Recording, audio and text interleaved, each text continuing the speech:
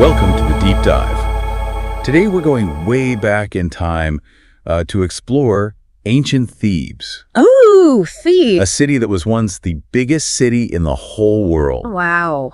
Can you imagine? Bustling streets, huge temples, a whole society thriving thousands of years ago. Yeah, it's hard to even picture. What secrets can we uncover from this ancient city?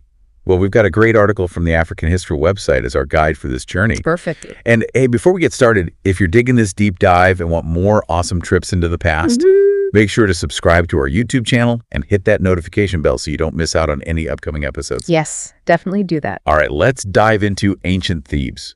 This incredible city, also known to Egyptians as Wasit or Nell, was located about 419 miles south of where modern-day Cairo is today. Wow, so that's where Luxor is now. Exactly. It was founded way back around 4000 BC, but the real story starts with its rise to power, you know? Right. Yeah. So what made Thebes so special? Well, one of the most fascinating things about Thebes is its location. Location, right. Exactly. It was strategically situated near the Nile River and the Red Sea, which played a huge role in its growth. So it was kind of like a central hub for trade and transportation. You got it.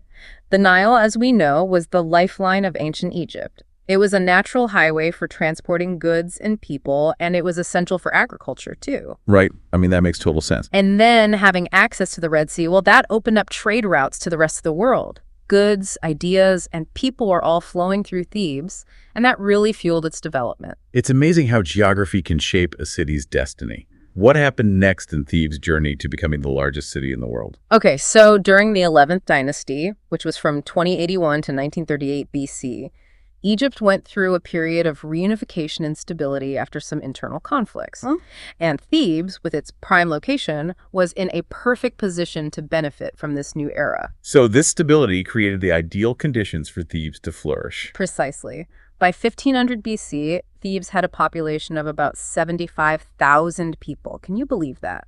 Wow, 75,000. That's hard to even fathom.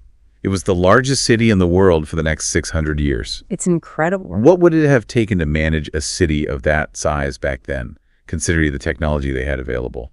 That's a really good question. Managing that many people would have required incredible ingenuity and organization.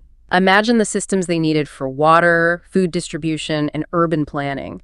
It really shows the capabilities of the ancient Egyptians.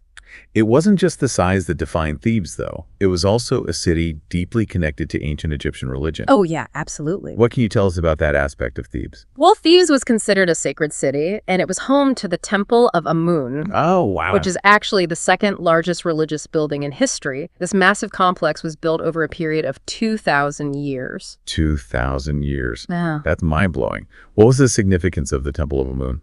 Well, it was dedicated to Amun, the king of the gods in the Egyptian pantheon. Right. This temple played a central role in their religious practices. It was where they held grand ceremonies and festivals. So it wasn't just a place of worship. It was a symbol of their enduring faith. Absolutely. The scale and grandeur of the temple showed just how important religion was in ancient Egyptian society. Thebes sounds like a truly amazing city.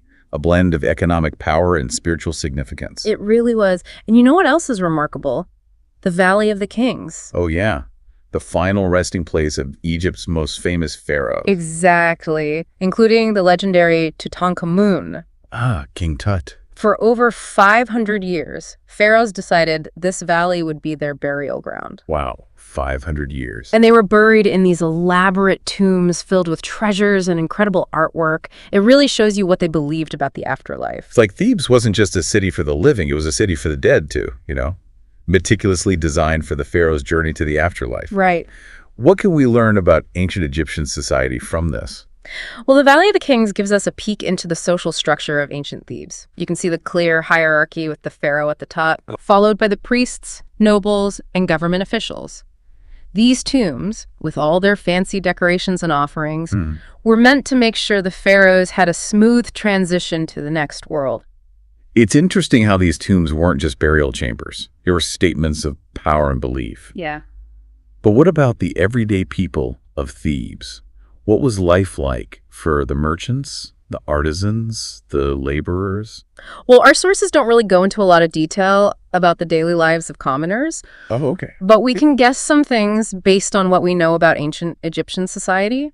For the average Theban, life would have been vastly different from the luxurious life of the pharaoh. So it's safe to say they were more focused on their daily tasks, providing for their families? Precisely. They would have been working hard in various trades and occupations, contributing to the city's booming economy. Right. Imagine skilled artisans crafting these beautiful objects, farmers tending to their crops along the Nile, and merchants bartering and trading in those lively marketplaces. It really paints a vivid picture of a society with all these different roles and responsibilities.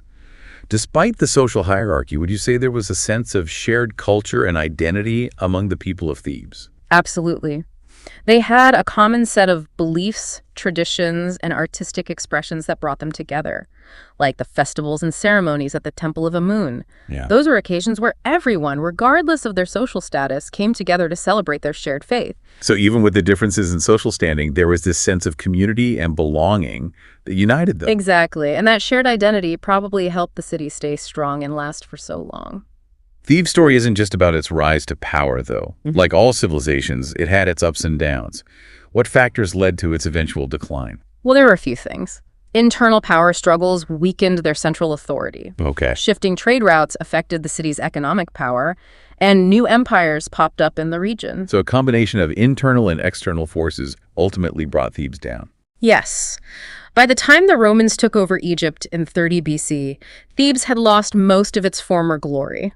But even as it declined, it remained a place of wonder and historical significance. Thebes' story reminds us that even the mightiest empires and cities can't escape the passage of time. Yeah, that's true. What's really cool about Thebes today is that its ruins give us a tangible connection to the past. You're talking about those incredible sites like the Karnak Temple Complex, right? I've seen pictures. It's absolutely breathtaking. Yes. Karnak is this huge complex of temples, chapels, pylons, and other structures.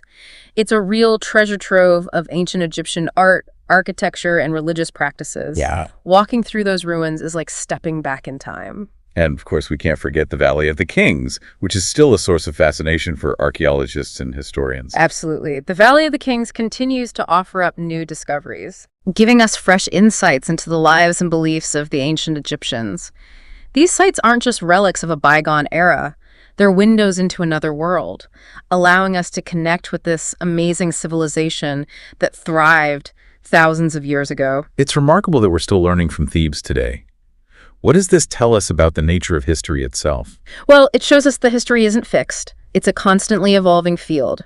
As we uncover new artifacts, decipher ancient texts, and use new technologies, our understanding of the past grows and sometimes even changes completely. So Thebes' story is still unfolding, even thousands of years after its peak. That's a powerful thought. It is, and it's not just about Thebes. It's about recognizing that the past has so many mysteries waiting to be discovered. Each new discovery, each piece of the puzzle enriches our understanding of human history. Wow, it's amazing what we've learned about Thebes just from looking at these sources. You know, we've talked about its location, its rise to power, its magnificent temples, and we even got a glimpse into the lives of its people, from the pharaohs all the way to the everyday Thebans. And even though Thebes isn't that bustling city anymore, its legacy is still felt today. Absolutely. The archaeological wonders that it left behind, places like Karnak and the Valley of the Kings, it's like they're postcards from the past. You know what I mean? Yeah. They're these tangible links to a civilization that thrived thousands of years ago. And those sites are more than just tourist attractions. They're active research and discovery sites. Archaeologists are constantly finding new artifacts and tombs, which is really exciting. Right. It gives us new insights into ancient Egyptian culture, beliefs, and all sorts of practices. It really makes you wonder what other secrets are still buried out there, just waiting to be found. Right. That's the beauty of history. There's always more to learn and explore. Our understanding of the past is always changing as new evidence comes up. So why should we care about a city that existed thousands of years ago? What can we learn from Thebes today? Well, Thebes gives us a really valuable perspective on human civilization. It reminds us that societies, they rise and they fall, that innovation and creativity can flourish, and that even the greatest empires eventually decline. It's a humbling reminder of our place in the grand scheme of things, It also shows us how important it is to preserve the past and learn from it. Those ancient ruins, they're not just a pile of rocks. They hold stories and knowledge that can teach us about ourselves, our values, and the human spirit. Yeah, Thebes shows the power of human ingenuity and our endless fascination with the past. It reminds us that history isn't just dates and names. It's all about the human experience.